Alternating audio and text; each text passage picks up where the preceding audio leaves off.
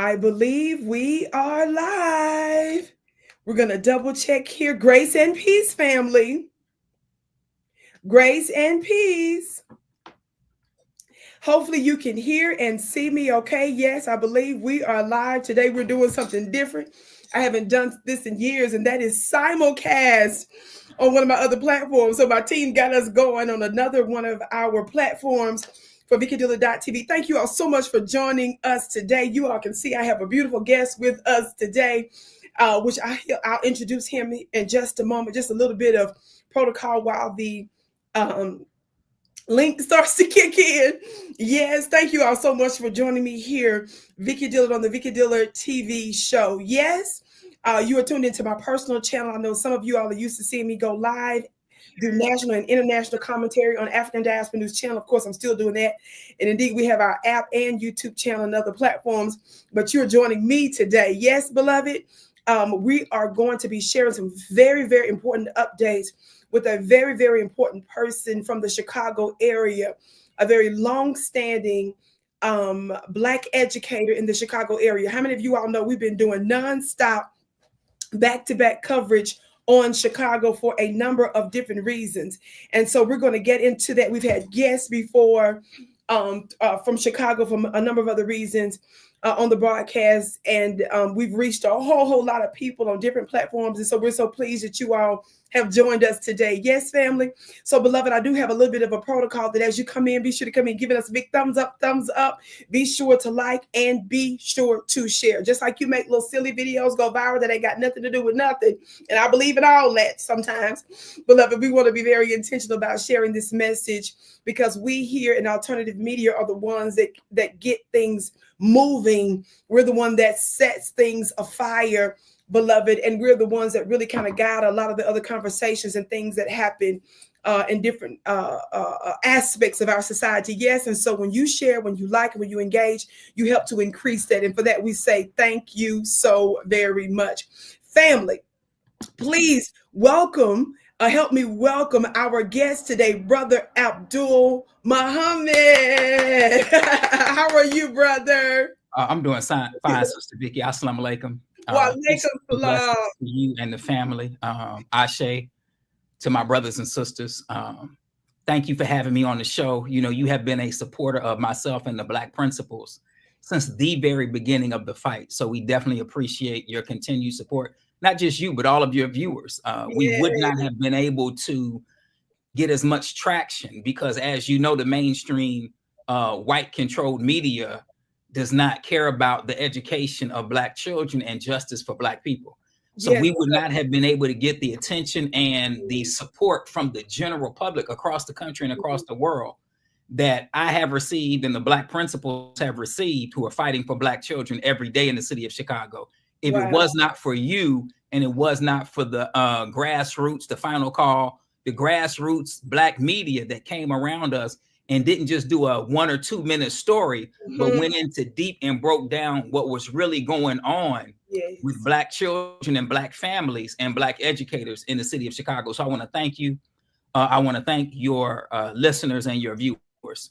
Yes, sir. Our pleasure. And we thank you so much for that as well. I was getting ready to tell one of my other platforms to join us over here, but I think I'm going to stop now because y'all know I'll be trying to do the most with this on my little phones and stuff. But family, thank you all so much for joining us today. And thank you for those kind words. This is so important. Brother Abdul Muhammad, for those that may or may not be familiar with your story, and before you start, family, if you want to see the previous interviews, the full previous interviews that I've done with our dear brother, just go here, VickiDillard.tv, and just you'll see under the live section the in-depth full interviews. I know some of you all I heard from that were talking about how powerful it was in times past. You saw a clip on, because y'all know how we do, we're going to chop this.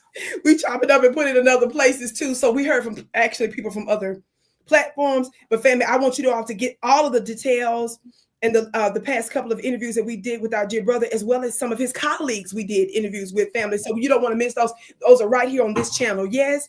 So be sure to do that. Brother Abdul, for those that are unfamiliar with your story, first of all, who in the world are you? Give us a quick breakdown of your connection to Chicago, the education system, and what is the problem? Talk to us. Okay, that's a great question. So I'm a lifelong educator. I graduated from Southern University in Baton Rouge, Louisiana, HBCU. Oh. If you went to Grambling, that's not my fault. You still my brother. I love you. You know, so don't blame me that you went to Grambling. So I gotta say that to you know, I would be remiss in my duty if I did not say that. But I graduated from Southern, and I went to school for education because I wanted to. I was inspired by the Honorable Minister Louis Farrakhan as a college student, and I chose my major as education. And my entire life since I graduated from Southern University has been dedicated to Black children in the city of Chicago. That's all I've done. That's all I've known. I've dedicated my life to Black children.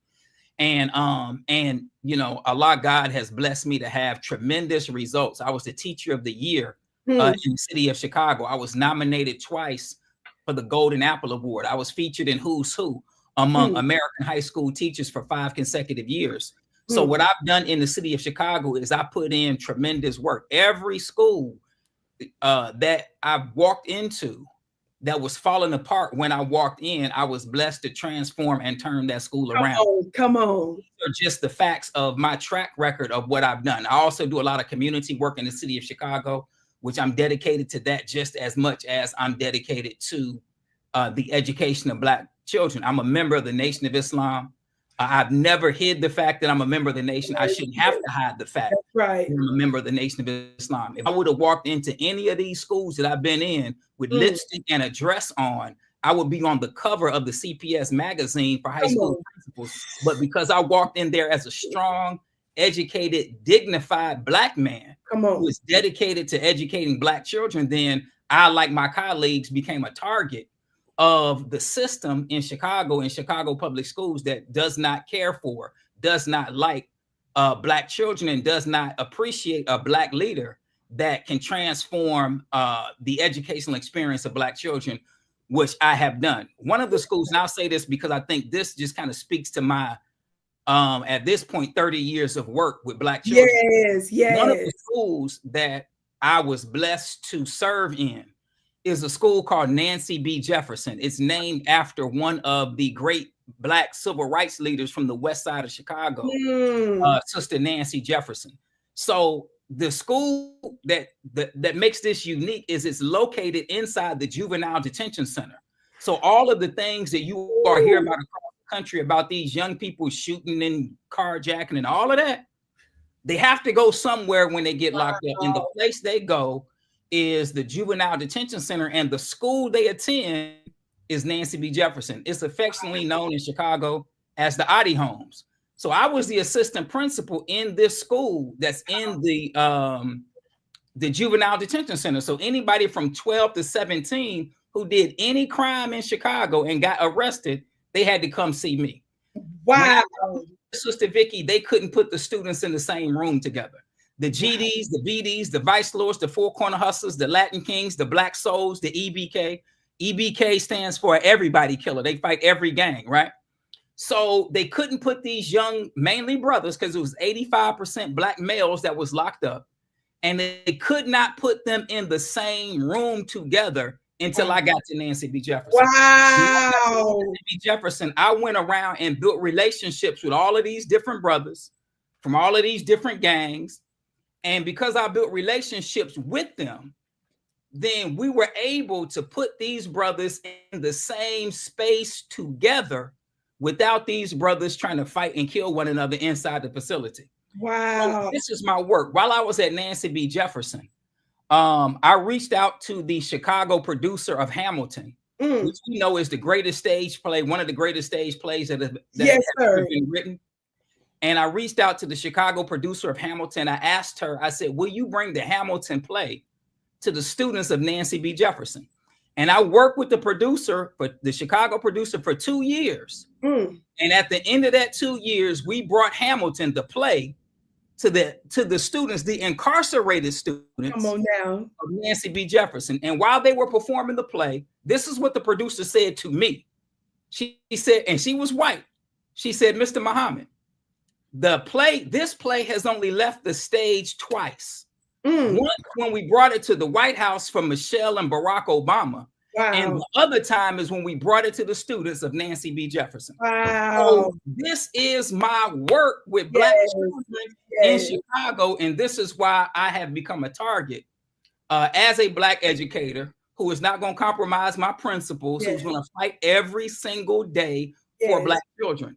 So as you know, Sister Vicki, when it comes to mainly Black male educators, as long as we're in the so-called low-performing schools, Mm. and you know, the schools that the district doesn't really care about, Come on. then they tolerate our presence, right?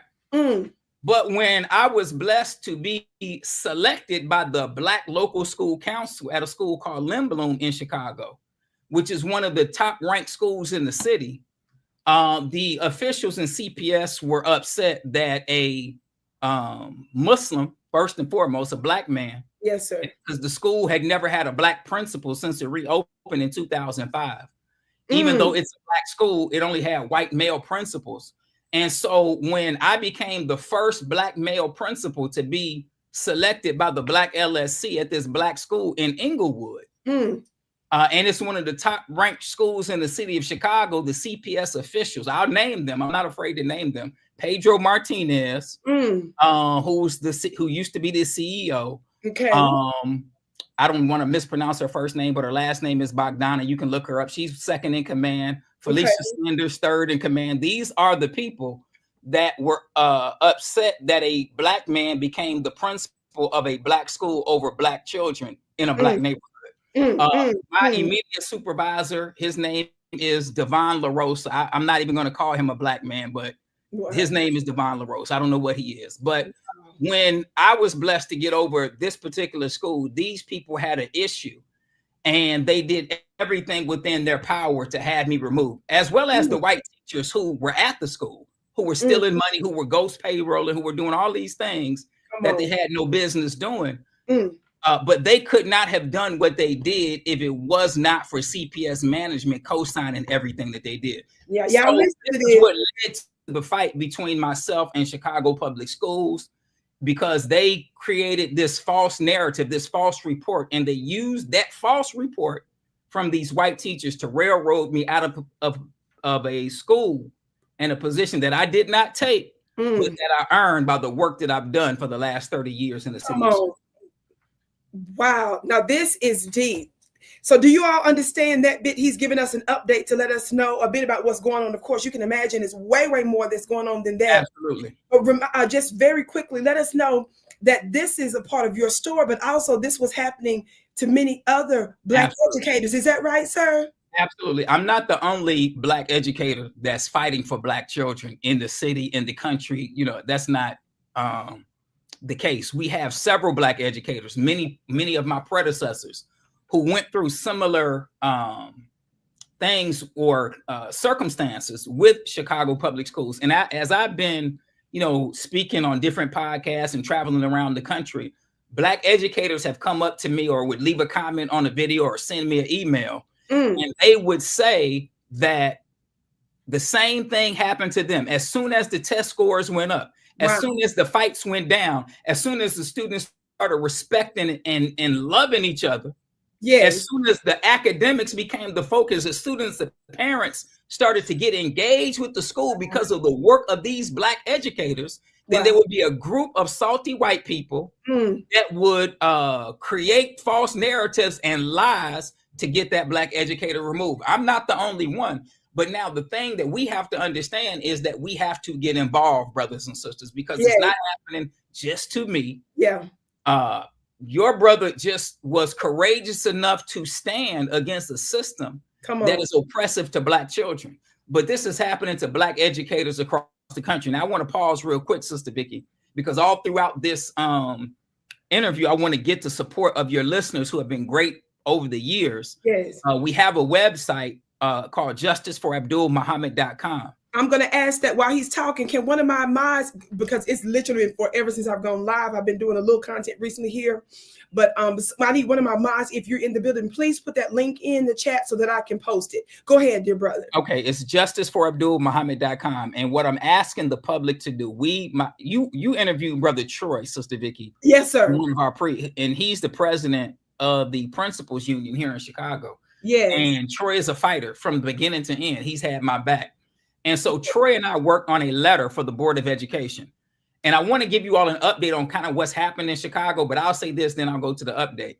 We worked on a letter for the Board of Education. And if you go to the Justice for Abdul Muhammad website and scroll all the way down to the bottom, there's a section called Take Action. If you scroll down to the bottom in the section called Take Action, you can click on a link and send a letter to the board. It literally takes 30 seconds to do. You click the link, the letter populates. You don't have to put in any emails. You don't have to do anything. All of that is in there. You just click the link and you send the letter that Troy and I worked on together to the Board of Education. So I would like, and I'll say this multiple times. Yes. I would like everybody to send that letter. They've already received hundreds of letters. And I know, Sister Vicki, with your viewers, is going to be thousands more. Yes, yes. So we want everybody to go on the website, justiceforabdulmuhammad.com.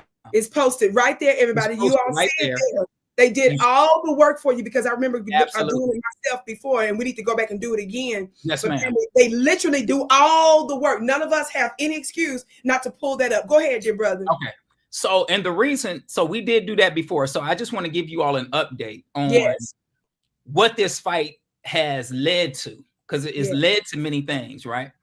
And one of the things that happened during the course of this fight is when Mayor Brandon Johnson got elected, he appointed a whole new Board of Education.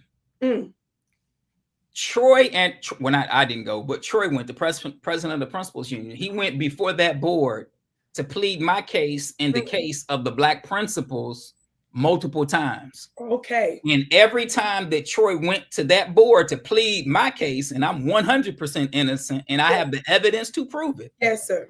When he went before the board to plead my case and expose the lies and the known falsehoods. What are some of the falsehoods? I need all of these people to understand. When I went into this Black school with Black children that has a 95% white teaching staff, I need y'all to understand the dynamic that I'm dealing with. Come on. I went into this Black school with Black children in a Black neighborhood with 95% white teachers. And when I walked in on the first day, I found out that they were ghost payrolling on day one. Wow. Meaning nobody's working, but people are getting paid, right? Then a few months later, I found out that teachers were stealing money. Christina Davis, the athletic director, was stealing funds from football games and other sporting events, right? Y'all listen, that's why you need to go look at the other interviews he did. That's why you got to look at the other interviews, right? Y'all. Then we find out not only were teachers stealing money, not only were they ghost payrolling, they were covering up student injuries. What do we mean? Black children getting injured, and we have these white teachers at Lindblom covering up the injury. So when I came in as the Black principal, I'm trying to hold these people accountable for their neglect of Black children. But because the CPS officials that I named earlier did not want me at this school, they didn't care nothing about these Black children. Come on. They didn't care nothing about Black parents' money. They didn't care nothing about people ghost payrolling. Come on. They didn't care anything about students getting injured. They didn't care anything about children getting allegedly sexually harassed by staff members. Please. They allow all of that to go just to target me. Come on. So I need you all to understand that this is the fight. This is the fight. They do not have the leg to stand on. We need y'all to send that letter. So when we went to the board, Sister Vicki, with this evidence, when Troy went, they ignored us every time. Ignored us every time. And so a few months later, or some months later, the mayor, all of these board members stepped down, and there's a new board. Y'all listen. So you're not sending this letter to the board that ignored us already. Okay. These are all new people. So you're important. sending this letter to a whole, I think it's 21 of them, a whole new board, is all new people. So we definitely want you all to send that letter. But in us fighting, this is one of the things that have come out. There have been several other things that have come out as well that we'll talk about as the interview continues. But I wanted you all to understand that you're not sending the letter to the same people that ignored our pleas before.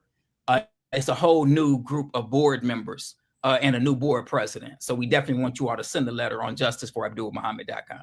Now that's important. Several of you have already said they done sent the email even while this is going. And family, that's totally a good reason to click off and go click on. Right. Just come back because we're going to have this up. We're going to have it so that folks can watch the replay later, of course. And we're going to put out clips and all that kind of stuff. This is very, very, very important. So many times we hear folks say, what can I do? Or what, all this talking and all this. Well, this is not no all this talking. Even if it was, that's still the beginning because we're so behind. It's, in my opinion, we can never talk too much. You don't run a government or a system and they don't have regular standing meetings. You have legislators and Congress people because they do a whole lot of talking. You have to do that. It's about how effective we are in our strategy when we talk and how we execute and implement it. And he's given us our marching orders. And that website is a big way for us to do that. Yes, Miles, continue to put that link in the chat from time to time. My sister, Miss Cherise, and brother Warren, they've been very good about this. Y'all put it in again because sometimes the chat is scrolling. So I don't see the link as easily when I'm trying to post it. So thank you all for constantly putting that in there. Everybody continue to share. Welcome to my Facebook family. I have been, there we go. Thank you, Precious. I've been getting a lot of good feedback on a couple of my Facebook channels. So I said, yeah, we got to go back to live on Facebook. It has literally been years. So we're simulcasting there as well. So we're going to give it a chance to populate. We're never worried about that. And of course, I'll discuss this on one of the other networks that I'm on at a later time as well. Thank you, Precious. So family, with that little bit of, with that background, so they ignored. You did press conferences, I think, at one time before. Absolutely. The government was tripping. Give us a little bit about how, a little bit of that, but then give us whatever you can, because I know y'all. Let me say this: there's some things he can't talk about now, family, and we want to honor that and respect that because as progress is being made, of course, I don't want to do anything to sabotage that either with our brother on here. But tell us what you can tell us and give us any updates that are relevant, please. So, Sister Vicki, yes, they tried to ignore myself and the Black principals, even though we made a lot of noise and brought up a lot of attention, as you know, because you were a part of bringing this to the attention of our people. Yes, sir. So the thing that we had to do in September of 2023, we filed an EEOC complaint. Whenever you sue for discrimination, as anybody knows who's dealt with these legal matters, you have to start with the EEOC. So we started with the EEOC in September of 2023. We filed our complaint, and it's a back and forth. You file your complaint, they filed their response. Yes. The EEOC started their investigation. Okay. After 180 days, we received the right to sue letter. Pardon me. We received the right to sue letter from the EEOC. Which is what my attorney wanted. We filed our complaint in federal court. I want to say in July of 2024. You all don't quote me on that, but I believe it was July of 2024. And again, in federal court, there's a back and forth, right? You file multiple back and forth. So we're at this point, all of that has been done. Yes. The EEOC, all of that back and forth has been done. The federal court, all of that back and forth has been done. Okay. So what we're waiting on right now is the judge, because right now it's before the judge to move forward. So we're waiting on that. Now in this 2 years, because this has been a 3-year trial for me. Yes. Y'all listen. 3 years. But in the legal part, that's been about 2 years. With all of that back and forth, more evidence of CPS's wrongdoing has come out. And I can't go into that because that evidence is extremely damning for them. But that's something that we're definitely gonna use. Of course, they're upset that we have this evidence, but it is what it is. They've been lying from the beginning. And every liar has to be exposed and will be exposed. Come on. And so that's what we're doing. We have the evidence. And Sister Vicki, you interviewed me in the beginning. I maintain my innocence from day one. And not only am I still maintaining my innocence, but we also have the evidence from them that I am innocent. So we're not going to go into detail about that, but that is where we are. And so at this point, brothers and sisters, I'm asking you because the fight is already won. Already won. We want you all to join the fight because we want y'all to be a part of the victory. So if you could send that letter into the board, like I said, it's a new board of education. They've already received hundreds of letters. I know with this show, they're going to receive thousands. Come on now. Keep because going. we want to make it where they can't ignore it. But if they do ignore it, it doesn't matter because we have the truth on our side that can't be denied. Yes, sir. So it would be better for them to rectify the situation. But at the end of the day, the truth is on our side, brothers and sisters. It's only a matter of time. The victory is already ours. So that's just an update on the legal side of this. You know, they never thought that, you know, I was going to stand up and fight them the way I have. And most people, really I don't want to cut your wisdom. Don't forget your next point, but just someone asked this question. And of course, family, we're asking you to go back through my lives so that you all can see those in-depth interviews because they bring major receipts. And of course, as he mentioned, there's some new development, new damning information that he can't talk about right now because of the current status, the current legal status. But with that being said, someone did ask, is there anything you can tell us about why they targeted a lot of the Black educators in the first place? Of course, they fired you, right? They actually fired you. So the technical term is not fire. You know how these people try to be so technical. So what they did is they put me on administrative leave, but they drug my name through the mud because when all of this happened, my name was on the news, you know? And so once that happens to an educator, once they lie on you and drag your name through the mud, when you try to get another job, it's like ain't nobody, because people Google you today. So this is all part of their plan against not just me, but other Black educators as well. So at the end of that administrative leave, yes, I was technically fired. And when you try to get other positions, you know, they Google your name, like what, and then when you try to explain, you know, even though you may tell the truth, it's like somebody looking at you, they don't know. And most people don't want to take a risk if they are really not sure. So it damages your reputation and it damages your ability to move into something else. So, so all of that, you know, Sister Vicki, none of us are exempt who are fighting for our people from the same systems that have attacked every Black leader that has cared about our people and fought for our people. The same oppressive systems that have attacked them. None of us who are fighting today are exempt from being attacked. That's by right. those same systems. So we have to wear that with a badge of honor. Somebody asked a question in the chat. Where's the letter? You go on the website, justiceforabdulmuhammad.com. Scroll all the way down to the bottom. There's a section called Take Action. In that Take Action section, there's a link where you can send a letter to the board. Brothers and sisters, it literally takes 30 seconds. You click it. The letter is going to populate in your email, and all you got to do is click send. You don't have to write a letter. You don't have to add anything unless you want to. The letter's already been written. You click that link that says send letter to the board, and then you click send when it pops up in your email. Yes, sir. I'm on the website right now. And all you do is scroll to the bottom, y'all. I think that's it right there. That's it. Just go to the website. The link is it's posted right here. Justice for Abdul Muhammad, ABDULMUHAMMAD.com. And family, scroll all the way to the end until you see this section, take action, and then you take action. Like he said, you don't even have to write a letter. You don't even have to write a letter. You got to worry about subject, verb, agreement, none of that stuff. All you do is click. Let me say this real quick, Sister Vicki, because one of the sisters that got removed as well, her name is Dr. Kimberly Gibson. And she received text messages. So her situation was a little unique because she was a Black principal at a white school in Chicago. But in that school, you had Black children, and those Black children were not getting serviced by those white teachers in the schools, Black special education students. So when Dr. Gibson went into school and was trying to correct these things so that Black children could get the educational services that they deserve based on their IEP. The white teacher sent her all of these derogatory text messages, called her the N-word, said, we're going to get rid of you. They went to the board and complained on her, even though she was innocent, lied on her, and said she didn't report grooming, all of these things, right? When Dr. Gibson was at this school, it's Harriet Tubman Elementary School.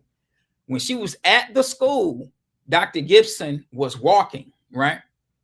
The stress from all of this, when I met Dr. Gibson, because I didn't know Dr. Gibson before. When I met Dr. Gibson at the press conference that we had with Attorney Crump, Dr. Gibson was in a wheelchair.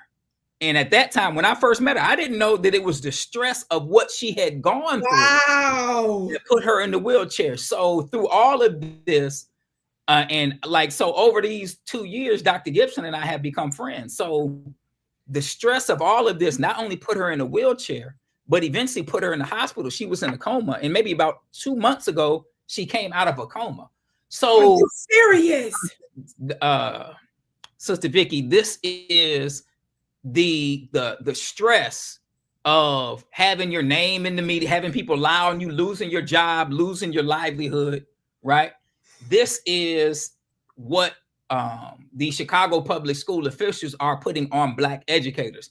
And like I said, I'm not the only one, Sister Vicki. Most people just go and they just get another job somewhere.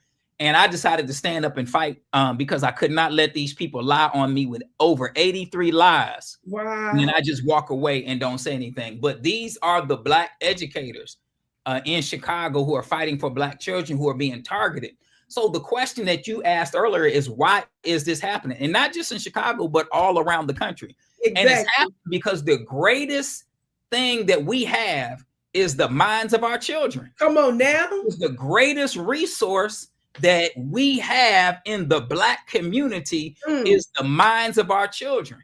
And what the enemy has always wanted, they've always wanted access to Black children's minds so that they can control the future of Black children by controlling what Black children think. So we know today our young people, they don't go to the church. They used to be where they would capture your mind in church. Exactly. Young people do not go to church, right? So they can't capture their mind in the church. Young people don't even watch TV anymore. They watch everything on their phone. They watch YouTube and social media. They really don't watch TV. So they used to be able to capture their mind with television, but they can't even capture their mind there anymore. So they know that the one place that they can capture the minds of Black children is in the schools. And so that is why there is an onslaught against Black educators. When I first started teaching in Chicago, 50% of the teachers were Black. I need y'all to understand this. When I first started teaching in the city of Chicago, 50% of the teachers were Black. Today, only 19% of the teachers in Chicago are Black. And what has happened is Black teachers have been systematically removed from schools where Black children are. So this is a fight on multiple levels, brothers and sisters. We definitely need more Black educators to go to school for education. And we also need to fight where our children are. If we're going to send our children to the public school system that our money goes to, there's nothing wrong with you. If your money is going there, then you need to have control over the school where you send your children and where your tax dollars are going. And we deserve and have the right to have Black educators educating our children. Yes, sir. Absolutely. Family, if you're just tuning in, you're tuned in to my personal channel, VickiDillard.tv. We're so pleased that you have joined us today. I have a wonderful guest with us again, beloved. I have had the privilege of interviewing him a few times. The great Black educator out of Chicago, Brother Abdul Muhammad. We have been talking about his ongoing legal battle with the Chicago public school system. Of course, many of you all know that it has been an ongoing battle for the past, 3 years or so. And I want you to go back through my videos under the live here on my personal channel. I know you all used to see me on other networks, but on my channel here is where I was able to do the in-depth interviews where there have been more recent developments. That's what this interview is about. He can only give us so much information right now. Just know that Black educators are being targeted. They're in the middle of a legal process right now that's moving forward. Continue, dear brother. Let us know what else can you tell us about what's happening here. Now, I want to say this before you do. Y'all put the link back up here for me so that I can post it again. JusticeForAbdulMuhammad.com. JusticeForAbdulMuhammad.com. We would like everybody to scroll down to the bottom to the Take Action section so that you can send a letter. It's already written. You don't have to write anything. It's already been written. All you have to do is click the link and then click send, and that letter is going to the Chicago Board of Education. There is a whole new group of board members, and we definitely want to get this in front of them so that they will have the opportunity to deal with what's going on in Chicago public schools. That's right. That's right. So, family, the link is right there posted for you to go there. Just scroll all the way down to the bottom, and he does literally all the work for you. All you do is click it. And we want you to do it, and then we want you to turn around and text, Facebook it, Absolutely. TikTok it, Instagram it, X it, or whatever, sit on all your social media. I don't care if you got 2 people following you, 200 or 2,000. We want you to send this out. Tell your social groups, tell your fraternities, tell your sororities, your mosques, your churches, your temples, your sacred places. If you hanging out with the mamas in the public school system while your baby's on the playground, say, have you heard about so-and-so, so-and-so? Girl, click this right here and hit this real quick. While you talking, literally, this is how we want to do this. Yes, family? Right. Now, while that's being said, I want to say this. Now, I have done over the past several years, I had the privilege about the end of last year when I went during the week of the Democratic National Convention in Chicago. I had the privilege of doing a town hall there, and I met some of the activists on the ground face to face. It was absolutely amazing. We were there at a Black establishment. How to Eat to Live. The sister was wonderful there. We used her establishment to have, a very intimate Black town hall. I plan on doing another one in a couple of cities this year. Me and my team are working on it. In California is definitely one of the cities that's on our list. And so I'm looking forward to also in due course going back to Chicago for something as well. Now I'm bringing that up because there are actual people on the ground that has been standing 10 toes down on a number of different issues of injustice related to Black Americans. And so one of those issues is the immigration issue related to giving actual tangibles for people that are illegal, those that you would in any other case call a criminal. But when we deal with them, we call them dreamers. I did a video yesterday on my channel here where the man there, the LA mayor out there in LA, I'm switching cities now. LA mayor was put in charge of funding for the illegal migrants that were affected by ICE. There's an actual private funding to give them cash. And the mayor, Miss Karen Bass, out there signed an executive order to make sure that those funds are issued. Now, I'm someone that does news nationally and internationally. I'm a woman of the world. I love the people of the world. I'm the mother of civilization. But I make sure to keep the main thing. And I talk about justice across the board. So no, you're not going to hear me advocate for benefits and prioritization of folks that violated the law to get here when we refuse to even give tangibles to those that are responsible for the creation of these United States of America. And if you're in your feelings and can't tell the difference between someone that did something legal and illegal and giving them resources that you won't even give us. Right. And if you say that's division, I have to really examine your head, the upper region of your neck, to say, what part of this don't you understand? You don't get to say that to Black people, not to me. When we are the kindest, sweetest people on the planet, we have made room, Brother Abdul, for everybody but us, including during the 60s. I always talk about this, that during the 60s, when we so-called got the right to vote, so-called got civil rights all in the same decade. And do you know what other major legislation passed in that within that same time space? Major immigration legislation that we're credited for giving the momentum and energy to. How in the hell, after all those years, we just got an official right to vote, official civil rights, and in the same time space, brother, a major piece of immigration law passes because of us? How is it that those that were not lynched, those that were not crucified on multiple crosses, those whose body parts weren't dismembered, eaten, scattered abroad, women violated, and so many other things, got major legislation in the same year? So you don't get to say we are uncaring. You don't get to say we are unthinking. You're going to get to say that we're unsympathetic. I'm saying don't allow yourself as a member of the Black diaspora to come from other countries and be used as a tool in particular against us. And don't tell me about creating alliances, Black and brown alliances. And there are a few out there, maybe somewhere scattered, but they're the exception and not the rule. They have a responsibility to walk alongside of us. And I don't believe that we should be sitting here, this is my personal opinion, and prioritizing anything related to ICE detention facilities and so-called raids when some of y'all have Black family members that you haven't even checked on in the belly of the beast. And you sit up here talking about what a travesty. Now, all I'm saying to you is that's going on in Chicago. And Mayor Brandon Johnson has had his hips taken to DC under a couple of different investigations. Now, I know he was even referred to for the DOJ criminal stuff. I don't know really what's going to happen with that, but I certainly know that he has been a target. And the reason he's a target, I believe, is for good reason. I believe he's a target for good reason, because you cannot put other folks in front of those that are responsible for getting you in office, turn around and give them the middle finger. And I'm going to say this, brother, and I want you to jump in any moment. I'm bringing up a larger context, which is not,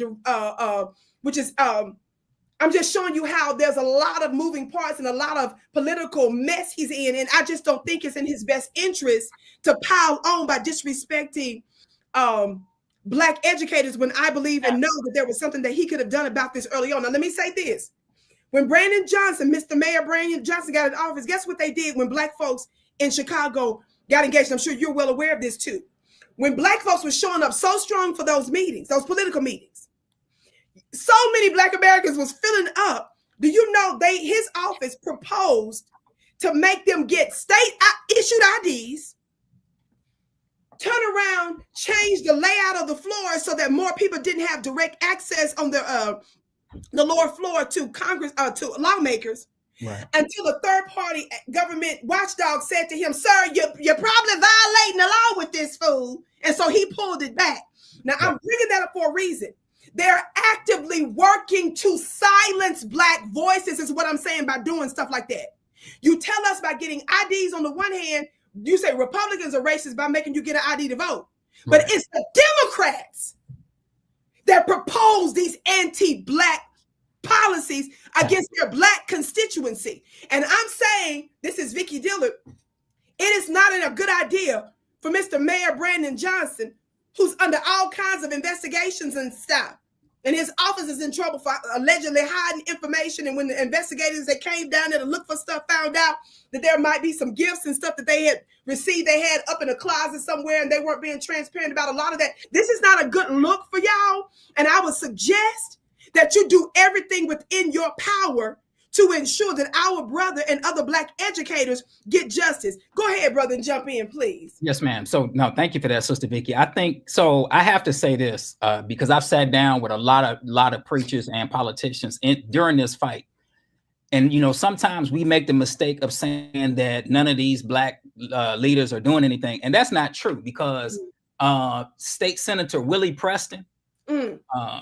I was at a Democratic Party convention dinner that I was invited to. This is after I've been removed, and I'm walking through the dinner, and the state senator is there. And I see him in the room. So he comes up to me and said, "Brother Muhammad, I want to apologize to you, because when you got removed, I didn't say anything. I didn't raise my voice." So I said, "Look, brother, can you help us in this fight?" And so Brother Troy and I and the other Black principals, we met with State Senator Willie Preston. And when we met with State Senator Willie Preston, he's the one that ended up carrying the bill for us. When I say us, all the principals, not Black principals, all principals, is called HB 297, which gave HB 297 was just passed. It was just signed by the governor. But Willie Preston from that meeting is the one that carried the bill that gave principals more protections, and also gave principals the ability to strike, not strike in a way where they leave the job. Like when firefighters and police officers strike, they send a mediator in they don't say we going home. They have a automatic mediation, right? Okay. So State Senator Willie Preston, who we met with behind this fight, he said, "My daughter went to Lindblom." That's what he told me. He said, "Brother, my daughter went to Lindblom and she loves you." Wow. So that conversation led to us having that meeting. Come on. And that led to the passage of HB 297. So I would not say that there's no Black politicians. That's just not true. But now, then once we met with State Senator Willie Preston, then he also called us to a meeting with the State Legislative Black Caucus, right? So myself, Principal Gerald Morrow, Dr. Gibson, as well as Troy, we spoke to the State Legislative Black Caucus based on his invitation, right? So there have been several alder people. I spoke to the Aldermanic Black Caucus on behalf of the Black principals. I'm trying to remember the sister's name, but it was one of the alder sisters that invited me to that meeting. I met with her. So I would be remiss to say that Black politicians have not stood by us. I can't say that. Have we gotten the results that we couldn't? No, I don't think we have. Yes. But when it comes to our brother Mayor Johnson, I do have to say this, because when we first started this fight, and we had a press conference at Father Flager's church, and this press conference was May 18th, right? It was May 18th, 2023. This is right after they removed me. We had the press conference, and the next day, we had Troy and I had a Zoom meeting with the mayor, and these are the words that Troy said to the mayor in 2023. He said, if you want to get rid of Pedro, meaning Pedro Martinez, and bring in your own team that shares your vision, we're giving it to you on a platter. Why did he say that? Because if you look at what they did to me, like, there's no way you can co-sign none of this. Like, it's right. Egregious, right? Yes. The mayor really didn't respond. He had an opportunity. He could have, maybe there were other things that are pressing. I'm not going to assume anything when it comes to that. But what I will say is this, that because the mayor didn't act on what he could have used to remove somebody that was not doing an effective job in Chicago public schools. Later, what ended up happening, the same person that he could have removed ended up turning on the mayor and using his position as the head of Chicago public schools to make the mayor look bad in public. So this is the irony when you don't stand up for your people. Come on now. When you don't stand up for your people, then the very people that you refuse to stand up for your people for end up turning on you. So Pedro Martinez turned on the mayor. Come on. And used his position as the CEO of Chicago public schools to make the mayor look bad in public numerous times. So there was, if y'all go back and look at it, was this back and forth between him and the mayor, and he's trying to act like he's innocent and he's not innocent. But all I'm saying, Sister Vicki, is all of that could have been avoided. Well, exactly. Had our brother just stood up for his brother. Come on now. So, and a lot of times, brothers and sisters, and I have to be fair because I've been in a position in the public, and I've always tried to serve my people. Yes. And not serve my people by being unfair to anybody else. I would never do that, right? Sure. But I'm not going to ignore my people to the delight of somebody else. I'm not going to do that either. That's right. So the mayor, if he would have stood for his brother and acted a year ahead of time, then he could have gotten rid of a problem that eventually made him look bad in the public and created other problems for him. But the thing that I want all of our listeners to understand, this is the other part of it, right? Yes. The white power structure in Chicago don't want no black person in that seat, period, point blank. That's just what that is. They didn't want the sister that was before Mayor Johnson. They don't want Mayor Johnson. So, but because Mayor Johnson has not built that strong support of the black community, right, now he becomes a target of them, exactly, and a target of us. That's right. I mean, it's like, that's the dynamic that the brother is in. Yes. So I just wanted to say that the brother could have acted on behalf of his brother early on. But now, brothers and sisters, the mayor is not the CEO of Chicago Public Schools. He's over the CEO, so he can put pressure on him. Yeah. But he's not the CEO. And that's what we were asking at that time, because the situation that was happening with the black principals, he could have got involved. Somebody from his team could have got involved.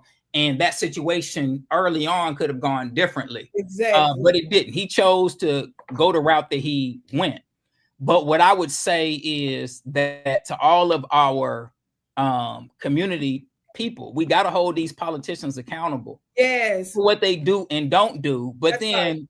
The hard part for us sometimes is looking at the bigger picture, is stepping back and asking the question, even though I'm going to criticize this person or that person or call them to account on this, right? What is it that the white power structure is, what is their end result? And we don't want to play and be a part of what they have in mind for any black politicians. But we still have, and I'm not saying don't hold them accountable, because we have to, that's just what we have to do. Right. But at the end of the day, they don't want no black man in that position. They wanted to go back to the old boy network that has been for the last 60 years in the city of Chicago. And in my personal opinion, you know, who cares if it's a black looking person? Because I Right. believe there's a difference between black people and black looking people. Absolutely. And all they're going to do is be a good manager of white Right. supremacy Absolutely. in black face.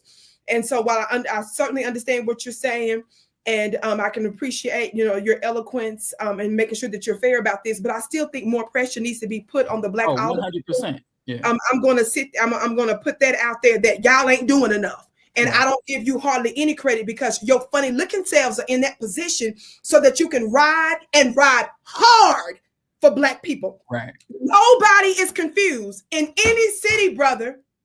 Nobody is confused about where the Hispanic folks stand. Nobody is confused where any other group stands related to that people. They are unapologetic. I did a video a couple years ago on former Latina Miss Nuri Martinez out of LA. Mm-hmm. Right. And she was a president of the city council there. She was in the presence of other Latina lawmakers. So we ain't got to exaggerate nothing. They were secretly being recorded. And all the other Latino legislators was in the meeting agreeing with her, laughing when she was calling us darkies, monkeys. And guess what the meeting was about? More than the name calling, more than her extreme anti-blackness. Guess what the meeting was about? Redistricting and taking over black power, basically, essentially. Now watch this. Pressure was put on her and she finally stepped her anti-black, terrible, horrible self down. But guess who chimed in at the time to encourage her to step down? The Biden administration. I have been calling since then for an investigation because it's very clear, in my opinion, based on belief and information, that they were colluding, this is Vicki talking, with high-level Democrat and White House officials to do what they did. He had to distance himself. You see, the White House and other Democratic operatives had to distance himself by calling all the way from the White House for Miss Latina Nuri Martinez to step her funny-looking self down because they didn't expect that to be revealed. What did Joe Biden say after he secured the presidency and he was waiting 2 months later to take the oath of office? What did he do after he was forced to be on a Zoom call with black looking leadership like the Reverend Al Sharptons, the Urban League, the NAACP folks on a Zoom call? He was forced to have that meeting after he won the presidency. Why did they force him, brother? Reverend Al Sharpton, who's one of the biggest boule biscuits of them all, publicly humiliated the Biden administration. Some of y'all forgot this on his little tired MSNBC show and other shows, saying that after they helped to get him and Kamala officially elected, they started ignoring them. So Reverend Al and the rest of them started to go public on the Biden, the new incoming Biden administration, and calling them saying they're not returning our calls. So that's why they were forced to even have the Zoom call in the first place. That's why I'm bringing that up. What did he say in the Zoom call? And I'm reminding you, giving y'all context of this idea of replacing us. He literally cussed out some of the black so-called leadership in that meeting. And I play the record all the time. And then what else did he do? He said that America is doomed. Not only because of black folks, pay attention to the number one target, but he said also because white folks are getting ready in America to be the minority come 2040. And guess what he said after that, Brother Abdul? And y'all gonna have to work with the Hispanics. Right. While he's cussing them out. I'm bringing this up because I'm not trying to make this an unnecessary war between us and them. I'm saying there is a very real and sustaining target to get us the hell out the way. And I'm seeing that dynamic, brother, even in this case, when you're talking about some of the other Hispanic folks that are involved in this education system and how the mayor of Chicago is making himself look crazy. Now, in my opinion, I'm saying this to the listeners now, and I want you to jump in any moment. Family, before I go further, he wants us to go to the website.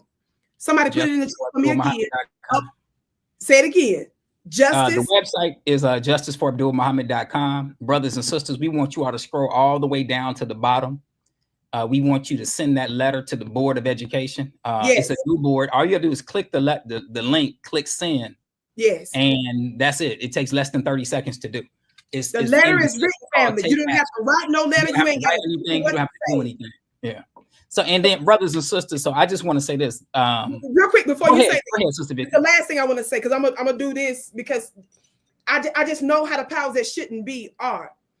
We need to make sure that we are lacing and conflating and connecting directing and using the energy and the attention and the malfeasance of the mayor and his office and any other political official there, including the alderpersons. We need to put this, use this issue as an albatross around their necks and connect it with the issues that are getting national attention with your issue, because it's a matter of justice and this needs to be connected to that. That's why I'm bringing that up. I'm saying that we're not fixing to let the whole wide world get all the attention and all that from this other issue, and we're not conflating. And when I say conflating, I mean mixing in, because that's how you get the attention that we need on this matter. Is we don't just sit back and just let that conversation go without us putting our 2 cents in. We can do it without saying we're not trying to attack the Latino community. Right. We're not trying to do this and all this kind of stuff. I believe in legal immigration. That's the difference between me and everybody else. And the other thing I don't believe in, to the degree that you have, that there are instances where folks violate the law. How dare you give tangibles to them and not us? That's what I'm saying. How dare you step over homeless Black people to talk about you worried about somebody else that violated the law to get here? And how can you say we're going to ally with a group of people who have the full intention, as was revealed in those secret audio recordings, of undermining and replacing us? This is what I'm trying to say. And I'm saying, family, that I believe that if you're on the ground talking about the immigration issue and the ICE issue, and how we should not be giving more concern to that over our own people, I'm saying that we need to connect this in the same breath that we talk about that, is what I'm saying. We need to be bringing this up front and center, brother, and we need to be putting the pressure on Mayor Johnson to let him know we're not going to be his friend, or the older people, we're not going to be your friend if you're not going to be willing to go all out for Black people, Black educators in Chicago. That's the issue. You're not going to get no pass from Vicki, and you're not going to get no Addie boy, no pat on the back for halfway on. No, you come out. This is your job. That's why you're there. We don't need another Black looking person. That's what I want to say. Go ahead, brother. Somebody put the website in the chat so that I can post. I'll say this, Sister Vicki. We already know that if this would have happened in a Latino community, where there was a school where there was the first Latino principal in a Latino school. Yes. And it only had white principals before, and they finally got a Latino principal. And during that time, you know, while the first Latino principal was there, a couple of Black teachers didn't like the Latino principal in the Latino school with the Latino local school council and a Latino alderperson. Come on. And a couple of Black teachers were mad because they were stealing money in the school and not reporting sexual harassment and different things like that. Those couple of Black teachers couldn't have got together and got that Latino principal removed, and the community didn't say anything. The alderman didn't say anything. The Latino mayor didn't say anything. The LSC didn't say. So there is in our community, you know, we think, oh man, you know, maybe he just trying to get his job back. And it's bigger than that, because, you know, I can just go somewhere else. I've done this for 30 years of my life. Come on. It's not just fighting for a quote unquote job. We're fighting for the education of our children. Yes.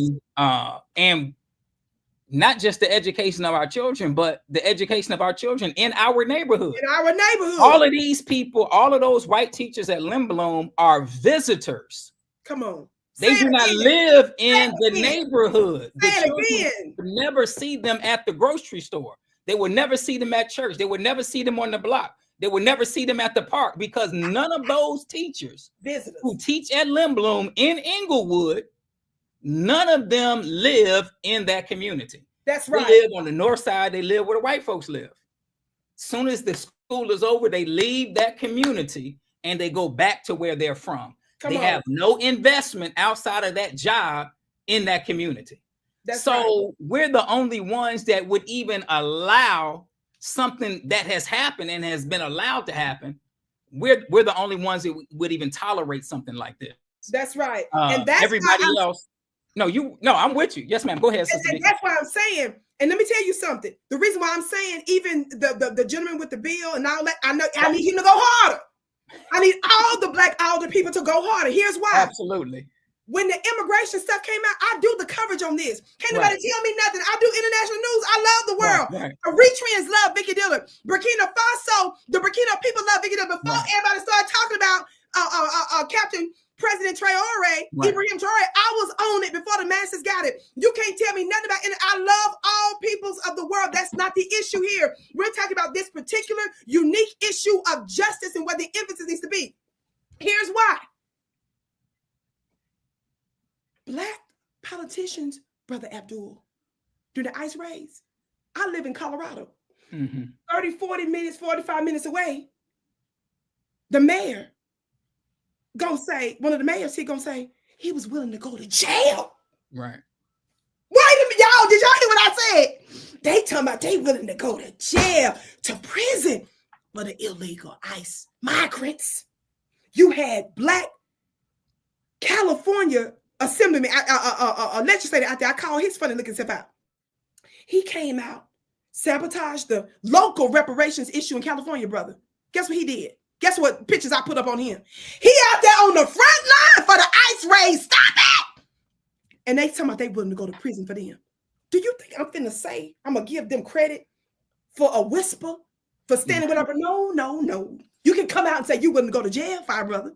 You can come out and do that because that's why you are there. So we got to stop this appreciation. No, I don't. This Vicki, brother, I do appreciate. I don't appreciate. No, I don't.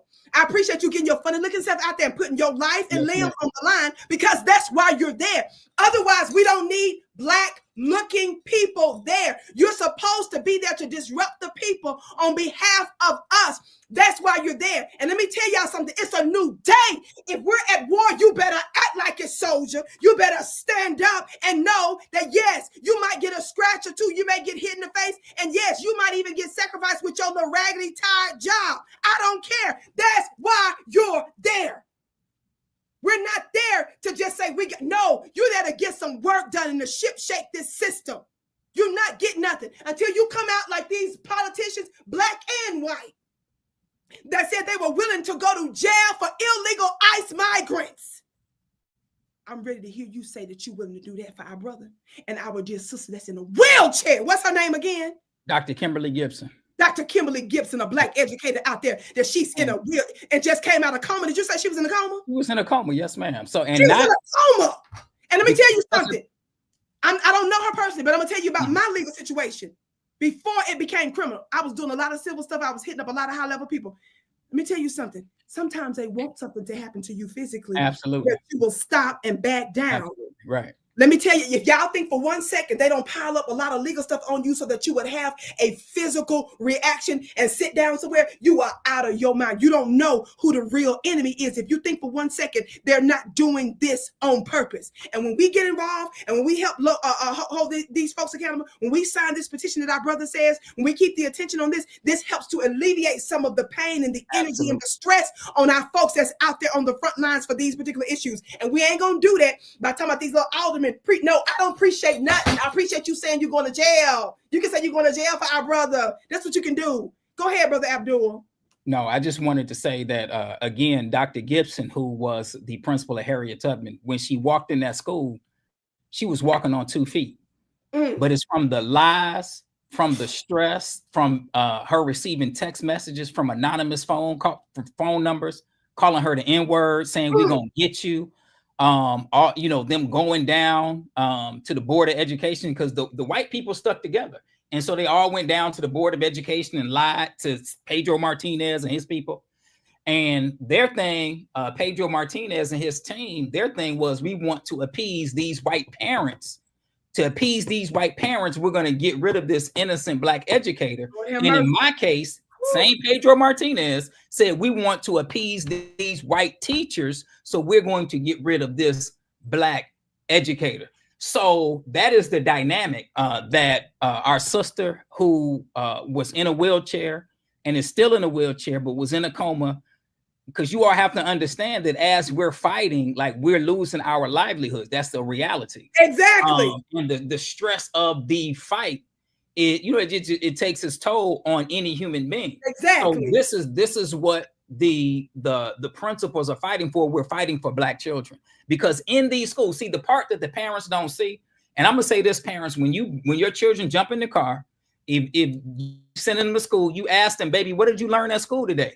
And your child says, Mama, I ain't learned nothing. They're not lying to you. You think they just saying that. So you don't probe them further. They are not lying to you. That's right. They're in these schools, and in a lot of cases, they're not being properly educated. That's but right. When you have a Black educator who loves Black children to go in these schools and hold not just the white teachers accountable, but the Black teachers who are not doing their jobs, to hold people accountable for what they should be doing for Black children. Chicago has some of the highest paid teachers in the country. My question is, why aren't the academics and the condition of Black children in the city of Chicago, why isn't it better? And in my case, brothers and sisters, I'll say this. Yes. Every department in Chicago public schools came together. Every department came together to get rid of me. Let me name them. We had the CEO's office. We had the Office of Network Support. We had the Office of Principal Quality. We had the Office of LSC Relations. We had the CTU. We had the OIG. We had the Law Department. Every department. I'm not making this up. This is actual facts. Wow. Every department in Chicago public schools came together, united to get rid of your brother. Now, here's the critical thinking I want you to do. Powerful. Do all of these departments come together to make sure that your babies can read and write? Come on now. Do all of these departments come together to make sure your children can do math? Do all of these departments come together to stop the teachers from molesting Black children? Come on now. Do all of these departments come together to stop the gangbangers from coming up out their neighborhood to shoot your baby at the school? Come on, brother. Do all of these departments come together to stop the children from fighting and harming each other in the school?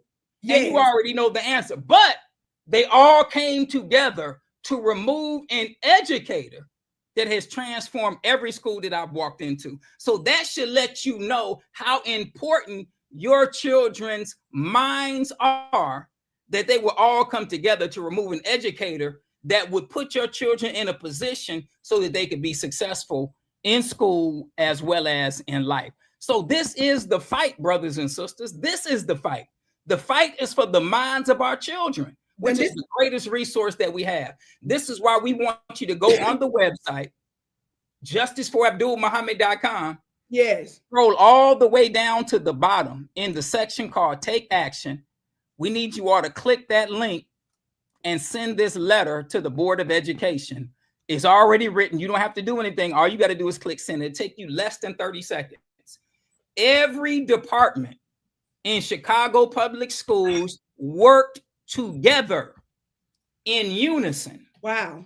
To remove your brother. That's deep. They don't work together with anything else. That's deep. That's deep. Now this is important. Now what I'm about to say, I'm going to put the website back up. justiceforabdulmuhammad.com.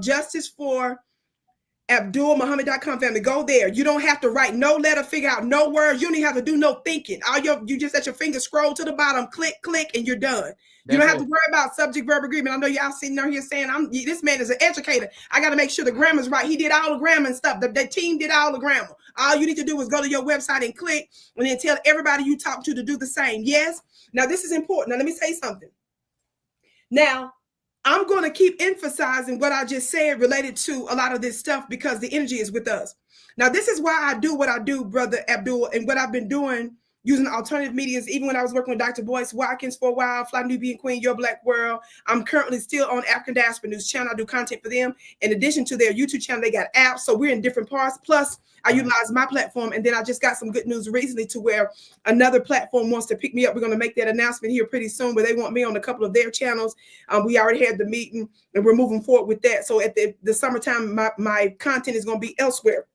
Let me tell you something. Notwithstanding the former press secretary of the United States, Kareem Jean-Pierre, blocked me, Brother Abdul. I saw that, Sister Vicki. You was bringing too much smoke, Sister Vicki. Too much smoke. And you would think, why was she worried about it? And it's because I mentioned her name about her being on MSNBC's Morning Joe in relation to her defending former government official Susan Rice. I don't know if y'all remember Susan Rice. She worked with under the Clinton administration. A lot of folks don't know that she was involved in that Rwanda stuff. They tried to put that noose over her head as a Black woman. They tried to make it seem like she had something to do with the travesty when the Clinton administration was out in the office with the debacle they made of the Rwanda genocide. They tried to connect her to that. And then later on, she ended up working with Obama, that she was supposed to really be Secretary of State. But guess what? White folks in the Democrat and Republican Party made sure she didn't become that. And so they put her funny looking self to the side. So I discussed her in that context. Now, let me tell y'all something. Why am I bringing that up? Why am I bringing up our brother who wrote the film Sinners, Brother Ryan Coogler? Why am I bringing that up? Guess what Brother Ryan Coogler did during the launch of his latest movie Sinners did? He went on multiple platforms, and guess what he said, Brother Abdul? He said, "I am a foundational Black American." I saw that. And he didn't just stop there. He went deep and said that his previous movies had to do with his distant ancestry when he did the movie Wakanda. He said, but he wanted to learn more about his more recent ancestry of the past 400 years, and even more specifically 100 and some years. And he said that his maternal, I think his maternal side of his family come out of Mississippi, which of course I was born and raised in Mississippi. He said he felt guilty that he had never even been to the state. So that served that tour of Mississippi and the plantation there. And he talked about how wealthy the plantation was. He broke down how some of the plantations were so rich, they had their own currency. Many of us didn't even know that. I knew from back in the day that as soon as we were up from slavery, some of our Black ancestors' face was actually on currency in the United States of America before they did the mess making that they did with it now. But why am I bringing that up? I'm bringing that up because Brother Abdul, that means he's listening to us, because nobody uses those terms or phrases. And guess who's not in the house of the White House? The Democrats. Guess who is not the majority in the Senate? The Democrats. Guess who's not the majority in the House of Representatives all during one electoral season? The Democrats. And guess why that is? It ain't because of the Joy Reids. She's fired from MSNBC when y'all put all your hopes and dreams and wanted to be on her show. Was it Tiffany Cross when she was on MSNBC? No, they fired her 5 minutes later, baby. Was it Roland Martin that's from the underworlds? No, baby, don't nobody want him back. CNN don't want him. MSNBC hardly want him on the weekends. And even the Black network, the News One, won't even bring his funny looking stuff back. Why am I bringing this up? And this is Vicki talking. Y'all look at me real close. It's because we have the energy. And it's because when we do the right thing and use our influence, guess what? We're not only impacting government and politics and elections, we have the Ryan Cooglers of the world saying, I am a foundational Black American. The energy is with us. And if you mock a little Vicki Dillard, and you don't recognize the power that I hold, even with the platform, talk black to me, somebody, it's who watches me. You'd be surprised at people behind the scenes that in powerful position that got my back, but they don't want to publicly say it, but they privately support. You would be out of your mind not to understand. They understand the potency and the power of our message. That's what makes us a threat. So you would be out of your mind not to go to this website that's posted on your screen, justiceforabdulmuhammad.com. You will be crazy not to regularly share such things, not to regularly speak on such things, and most importantly, not regularly support folks like me. See, you got to support me. And this is what I got to say this. I'm on the rant now. I don't care what your religion is. If the only time y'all can like on my stuff, if you hear me put on the clip on Minister Farrakhan, something wrong. I'm just going to put it out there.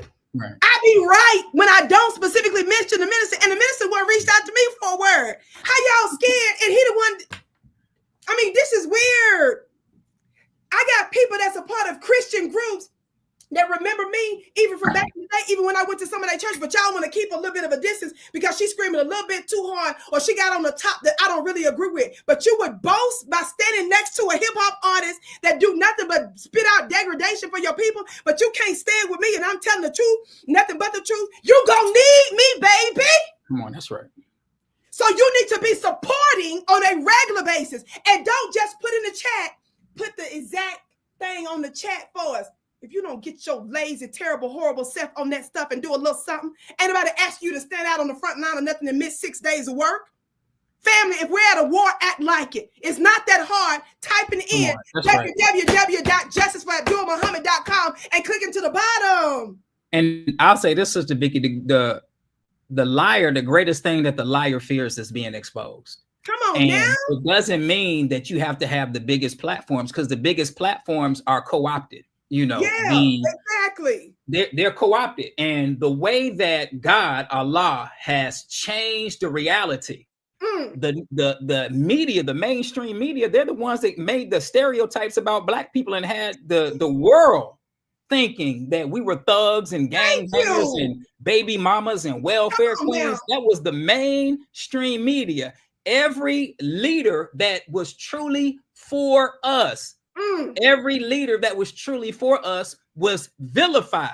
Come on. By the mainstream media. Everyone, if you run down the list of whoever you say you like, because we like to gangbang with even our leaders. Stop.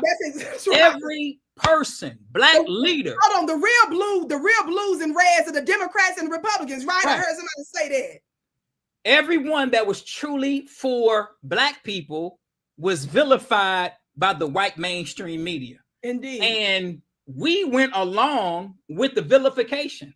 But what God, Allah, has done is the mainstream media, the newsprint media, they no longer have any power. That's right. They no longer have the power that they abused and misused for the last 60 years. They had the power to say you were this, you were anti-American, you were anti-white, you were anti-Semite, you were whatever they said. Come on. They no longer have that power because nobody is even listening to them. Nobody's even listening. And through social media, other voices have emerged that the mainstream media does not control. That's right. And because the mainstream media does not control those voices, that's right, those voices become a threat. And it's not because you have numbers that makes you a threat. It's because you have the truth. That's right. That makes you a threat. So, and the fact that we're able to put this word out there in all of these different platforms. Exactly. We don't know who is listening, when or where, and getting that word. So this is why Sister Vicki, you become a threat. Yeah. We know that for the last 70 years, the Honorable Minister Louis Farrakhan was a threat, but they always tried to filter his words. Exactly. Then when YouTube came around and people could get his words unfiltered, then they was like, oh man, they've been lying to us the whole time about this thing. So this is the hand of God working through the technology that's been made to free the minds of the people. And that's exactly what's going on, is that our people's minds are being freed. So we have to support, of course, you, Sister Vicki. Like I said, you've been standing with us since the very beginning of this fight. And like I said, brothers and sisters, I'm coming back on Sister Vicki's show with her permission. When we're blessed by God, Allah, with the victory over these liars who are mad because we have the truth. There's some certain things I can't say. I don't want my attorney to be upset with me. But we are definitely going to win this case against these liars. We're going to expose them for the lies that they told and the things that they've done and the injustice that they've done to Black educators and Black children. And so, brothers and sisters, again, the website is justiceforabdulmuhammad.com. We want you all to scroll down to the bottom. And all you have to do is click that link to send that letter. Because he wrote the letter is written, family. You don't have to. It's already written. That's all you got to do is click the link. We want you to share it. Because what we want to do is we want to overload their inboxes with the letters. Whether they have an opportunity to do something, but if they do nothing, then Chicago Public Schools is going to have to answer for their lies either way. This is an opportunity for them to do something. This is a website, as opposed family. to what they've done in the past. Go to this website, family. That's the website right there. Abdul Muhammad. And you see, this is what you're going to see. This is on my phone. Scroll all the way down until you see the section that says take action. This is what you'll see. Right. And then just take it from there. Click, click, click. Have your babies do it. Have your auntie, your mama, your husband, your cousin. Yeah, like I said, whatever. Some of y'all got 20 email addresses. Send it from all 20. That's right. That's right. That's right. Keep the pressure on. And the reason why I brought up our impact, brother, with the with the current president, even though a lot of us didn't want Trump, but I'm saying we stuck it to the Democrats. This is my point. It was our influence. I brought that up about our influence with the Senate, our influence with the House of Representatives. Now, notice they was lying the whole time about our influence. They first wanted to say that we're nobody, they mocked us. That's why I wrote and other people constantly attack me all the time.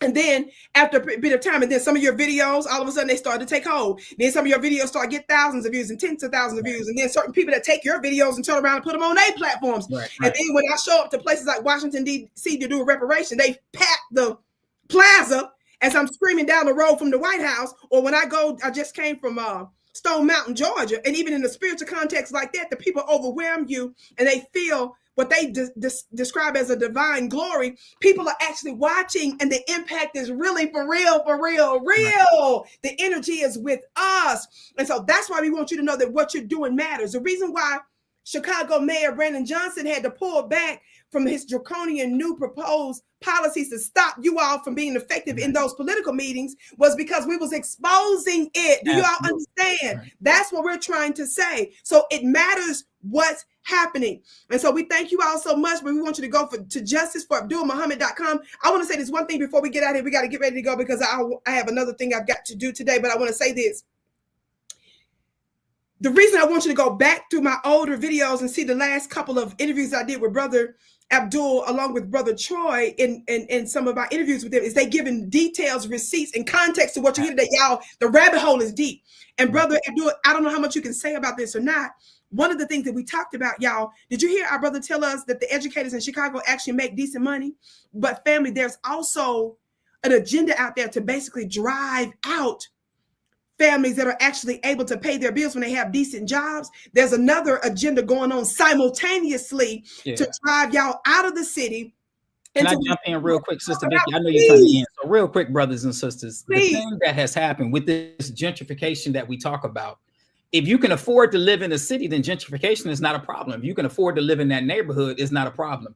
So what has happened in the city of Chicago, and I'm sure the other big cities, because they all model after one another, is the teaching jobs, the fire department, the police department, the librarian jobs that used to have a large Black population. In Chicago, you used to have a large number of Black police. That number has dwindled. In Chicago, you had a large number of Black teachers. That number has dwindled. A large number of Black librarians. That number has dwindled. A large number of Black firefighters. That number has dwindled. So when we were in this fight, Troy and I were on the west side of Chicago, and we met a brother from the fire department who told us that it was Mayor Lightfoot at the time, that they had an agreement that a certain number, 33% of the firefighters in Chicago would be Black, 33% Black, 33% Latino, and 33% white. This was a binding agreement, but Mayor Lightfoot would not honor the binding agreement and hire more Black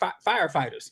So how does this impact our community? If we can't afford to live in the city, then we have to move somewhere where we can afford to live. Gentrification does not happen if you have Black people that are making enough money to live in these areas. So there's an attack on Black people in these particular jobs. And if you go to the other major cities, you will see the exact same thing that is happening in Chicago. So when Sister Vicki says we're at war, it's not a war just on one level, or one front. It's a war on multiple fronts. And that's why we have to be fighting and be vigilant. And that's why our politicians, they got to stand for Black people. And if they don't, then we end up becoming the losers. That's right. Every time. About the links are dead. I don't know about that, family. Try from another browser or something, family, because some of the folks in here are saying they're having problems with the link. Family, keep trying for somebody else's computer. Turn off your computer, start it over again, family. Let's keep it going. Use a different browser if necessary. But I'm going to put this link back up. It's justice for AbdulMuhammad.com. We're getting ready to post it back again one more time, family. And I'm so glad that you said what you said, because I want them to understand that what you're doing is a threat to several different agendas, right? All at the same time, which is why he's telling you, think about all the departments that unified to come against him. Right. But when there were real issues as it relates to protecting the children and making sure they were educated and ensuring they weren't violated and so many other things, Justice for Abdul, So when they didn't do that for that, but they did it to make sure he got out of there. Right. So family, be sure to go there, scroll to the bottom, do what you can. But other folks are saying they're getting through just fine, family. So just keep trying. Please keep trying with that link. And real quick, Sister Vicki, there's an article that was published in the Chicago Reader in 2009. And the title of the article is How to Get Rid of a CPS Principal. And they break it down step by this 2009. 2009 Chicago Reader. The name of the article is How to Get Rid of a CPS Principal. And the steps in this article is exactly what they did to me, right? Wow. But because we've been fighting, we made all of these things that they did public. The Chicago Public Schools has changed the way they no longer can get rid of principals, not just Black principals, any principals. And a principal. Because we've been standing up, fighting and exposing this corrupt system that they use to railroad people out of their position. So this is the fight that we're in. Our fight and what you all are doing has made an impact. Yeah, and they don't have a leg to stand on, brothers and sisters. If you go on justiceforabdulmuhammad.com, send that letter to the Board of Education. All you have to do is scroll down to the bottom. Sister Vicki, I would like to ask if when Allah God blesses us with the victory, I definitely want to come back on. Oh, yes. I have more to say. I can go in more detail, of course. Yes. I definitely would like to come back on to celebrate with your viewers and listeners, because we have to understand, we have to realize that when we fight, we gotta fight, and when we fight, then God, Allah, is going to grant us the victory. But you can't get a victory, come on, if you're too scared to fight. That's it. That's exactly right. And I would be honored to. And also, like I told you before, I plan on coming back to Chicago soon. So we'll be in touch. My team will be in touch with you. And that might be a good time for us to do that B1 town hall, and we can connect some dots there as well. So this is so important, family. The energy is on our side. And that's why real quick, Sister Vicki. What I would like to do, this for you, but for anybody. So as I told you all, I used to work at the juvenile detention center. I was the assistant principal. Yes. And the people from Cook County, they love me to this day. I haven't been there since 2017, but to this day, I can walk in that facility and it's nothing but respect and love because the work that I did and continue to do. So what I do is I work with a lot of Chicago celebrities, a lot of Chicago artists, and we visit the detention center several times a year. We go in there for Ramadan. We have we eat with the young people during Ramadan. We break fast with them at the end of Ramadan. At the end of the year, we have an event where we bring them gifts. Myself and some of the Chicago artists, we bring gifts for the young people that are incarcerated and for their families. And so this is something that we do. Whenever a celebrity comes to Chicago, if I have enough time, I always invite them. So when Jay Prince, for example, came to Chicago, yes, I called the facility, and I'm sure you've been in the facility. You got to tell them at least 48 hours or 2 weeks in advance. I called that night. I said, look, Jay Prince is in town. He want to come talk to the young people. The next day, he was in the facility talking to the young people. Wow. So what I like to do is anytime any of our celebrities or dignitaries, and I'm telling you all this for everybody that's out there, come to the city of Chicago. Now you say, I want to do something to help. I want to do something. Well, if you go to the detention center, then you talking to the ones that's shooting up the block. We go there all the time. So you talking to the ones that need to be talked to. Sister Vicki, what I would like to do is when you come back to do the town hall, I want part of what we do where we take a group of people to the detention center and we talk to young people that are incarcerated. I want that to be a part of what we do. I got chills when you said that. That would be such a high honor, dear brother. And in fact, because of my own legal circumstances situation, that stopped a lot of my engagement in the way that I used to do. So that would be in my sister. Now she can probably hear you talking. So she knows this is literally something I told that I wanted us to begin to do, to see what I could do to allow me to get back into some of those facilities to reach our people directly.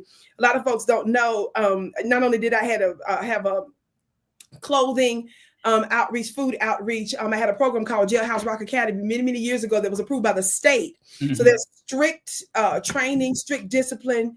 And I even paid for money outside of the training from the state, and my program was approved. So I used to go into women's prison facilities years ago and actually teach. So this is actually right in line with what I would like to do. And of course, they come against you so that you're not able to infiltrate and do what you used to do. So being able to have a direct connection would be a wonderful. we got the direct connection, Sister Vicki. We have that's so precious. We are definitely going to make it happen. In fact, we're doing a back to school event for the brothers and sisters that's incarcerated. So we're going to be doing that in August. So this is the community work. That's so. This is a making a dream come another dream for me come true without me and you ever even talking about. We never discussed this. But I'm saying that. So brothers and sisters, everybody that's listening. So this is the type of work that we're engaged in the city of Chicago. We want you to be a part of that work. Yeah. We go every year. We have a sister that I just met who is a manager of a Walmart. Well, not just one. She's a manager of all the Walmarts in the region. Wow. Because what we would do is we would go and spend our own money and buy all of it. We would spend $4,000 and get $4,000 or $5,000 worth of gifts every year to take to the young people. So the sister said, since she's over all of these Walmarts, that we don't no longer have to spend our own money. Wow. We can come in there and Walmart will give us a grant. We can pick all the gifts that we want and we'll take it. And we do that. We've been doing that since 2016. Wow. Every year at the Juvenile Detention Center here in Chicago. So as well as other events. But I'm saying that to open it up to everybody that's listening, because I'm not just saying the children are the future. I'm not just saying that. I'm living it. Come on. By the last 30 years of my life being dedicated to our children, no matter what the circumstance. So we want to open that up for you, Sister Vicki. We want to open that up for your listeners if they want to support in any kind of way. That would be wonderful. And a lot of folks don't know that for many years, I've continued to, even when they haven't let me go back in, but I've continued to support federal prisoner for many years. And when you are considered to be in the system, and initially years ago where I wasn't allowed to, I got a way around that too. Don't play with it. I've always said, people don't know what you do in secret. And then when they see how the divine does things in your life, then you do stuff in secret that they would never do. Right. They don't even think to do or even want to do because you don't really have the heart of the people. But I was raised this way. These are the examples that I saw from my own mother and my maternal grandparents. So this was an example before. So it was just natural and normal. So I can't wait to connect with you. Yes, ma'am. Absolutely. We're going to make it a whole weekend when we do the Black Town Hall. We'll make it a whole weekend. Absolutely. This is so wonderful, and we're not going to stop, and we're just getting started as we're ending. What are we doing, family? Going to justiceforabdulmuhammad.com, which is up there. We're scrolling down. You don't have to think about writing nothing, typing nothing. He's typed up everything, done all the work. You're just clicking it, and then you're sharing the link, and you're telling everybody in your household to do it. You're telling your neighbor to do it, your home girl, your home boy. When you're playing basketball, you saying, bro, let's do this real quick, bro, before we whatever you call it. I don't even know the sports terms good. Let me not even play with it. Before you drink your Gatorade, before you start dunking and stuff. Right. Let's just do this real quick. And you would have made an impact. And most importantly, stay tuned, stay engaged, and we're going to chop this up and put this elsewhere. Thank you so much for coming on. What are your parting words for us, dear brother, as we prepare to exit today? So, brothers and sisters, I just need y'all to understand that if we're gonna be free as a people, we gotta fight. I didn't choose this. Like, this chose me, right? I didn't go to this school like I'm gonna go in here and I'm gonna fight for Black children. I'm gonna become a target. I didn't choose that. Nobody chooses that. Nobody chooses to have their name drugged through the mud on the media. Nobody chooses that. Come on. But I'm not going to choose cowardice. I'm not going to choose running away. I'm not going to choose laying down. So when they came with these lies and this falsehood, I had to do what any self-respecting human being would do. Yes. I had to fight. And so that's what I've been in this fight for 3 years. I thank you, Sister Vicki, for having me on the show, allowing me to come to your viewers. It has been a great help and support over these years because you've been there since the very beginning. And I definitely appreciate all of your viewers, everybody that sent the letter. Like Sister Vicki said, we got to keep pressure. They like to do these things in the dark. And we're exposing what they did in the dark. That's right. To the light. We're naming names. We're exposing them. Sister Vicki, I know you got to go, but I got to say this because I got to show your listeners how God works. So, brothers and sisters, again, this has been a 3-year fight. And I told you about all the departments that came against me. But now, many of these people who actively worked against me, they're no longer in Chicago. Pedro Martinez is gone. The people who are in 1, 2, and 3, they're no longer in Chicago public schools. Pedro Martinez, number 2, her last name is Bogdana. I don't want to mispronounce her first name. Number 3, her name is Felicia Sanders. All of them are gone. Wow. The head lawyer who was over the law department, her name is Ruchi Verma. She's gone. The board that we went to, we pleaded with the board. We showed them evidence. The guy who had Troy thrown out of the board meeting, His name is I Miguel remember that. We Cavalli. discussed, yes, He had Troy physically basically assaulted removed. by security and thrown out. He's gone. The board that heard Troy but didn't do nothing, they were all forced to step down. So all of these people that we've been fighting, many of them, I'm just trying to show you all God's hand in this whole endeavor. Many of these people that we've been fighting against that did this, not just to me, but to the other Black principals, which in truth, they're doing it to Black children and families. They're no longer here. But we're not completely done, because we're going to keep fighting until all of them are exposed. That's right. They're no longer able to ruin the lives of Black children and families. This is so powerful. This is so powerful. Godspeed to you. We're so pleased that you joined us today. We look forward to the follow-up. And like I said, I understand you all know he was not able to get into some of the other details. I'm sure you can say that because I saw some of your questions. That's why I said go back to the other interviews, because that at least gives you a lot of receipts and gives you a greater context and basis upon which this one is. He already told you he's going to come back to give us a follow-up. So he said what he could say, and I said what I said, but most importantly, I want us all to take action. Keep pressure on. justiceforabdulmuhammad.com. Scroll to the bottom. The letter is written.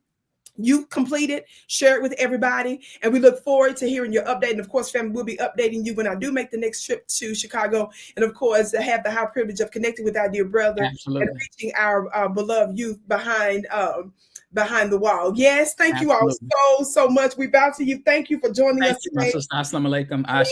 Salam to you and everybody that tuned in, share this broadcast, beloved. Shout out to my Facebook family. It's literally been years since I've gone live on Facebook. My team set it up to where I was able to simulcast today. So I look forward to doing that and sharing this message here and other places. Yes, thank you so much. I can't wait to see you again. Yes, ma'am. Ashe.